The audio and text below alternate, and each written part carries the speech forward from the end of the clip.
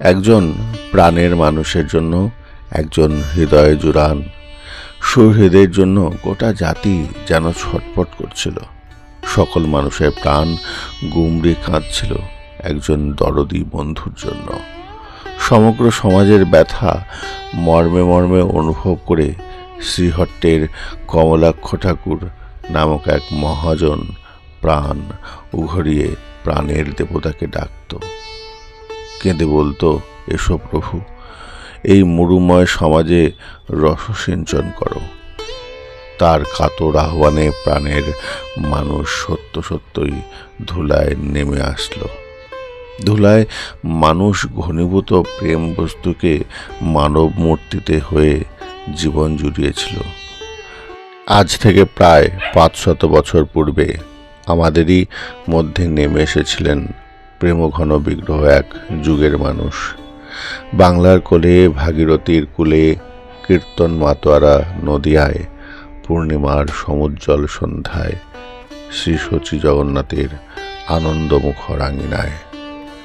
তার রূপ ছিল অনবদ্য, গুণ ছিল অনুপম, মাধুর্য ছিল অনির্বচনীয়।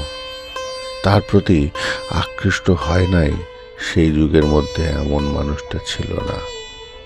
সমাজের সকল আধ্যাত্মিক দৈন্য তিনি মুছিয়ে দিয়েছিলেন, সকল নীচতার বেদনা তিনি ঘুচিয়ে দিয়েছিলেন, অনেক প্রকার সমস্যার কঠিনতা তিনি মিটিয়ে দিয়েছিলেন। বৈষম্যক্লিষ্ট সমাজের অগণিত নরনারীকে তিনি এক মহা সাম্যনীতির ভূমিকায় উন্নীত করেছিলেন। ডেকে ডেকে শান্তির সন্ধান দিয়ে অশান্ত জীবনিবহকে তিনি ধন্য করেছিলেন। তিনি এসেছিলেন নদিয়ায়, কিন্তু ছিলেন তিনি সারা বাংলার, সারা ভারতের সর্বমানবের। সমগ্র পৃথিবীর ইতিহাসকে বিক্রম করে জিজ্ঞাসা করা যায়, কোন যুগে কোথাও কেউ কি কখনো এমন এক মানুষকে দেখেছে যাকে সেই যুগের আপামর সকল নিজের প্রাণের জন বলে মনে করেছিল?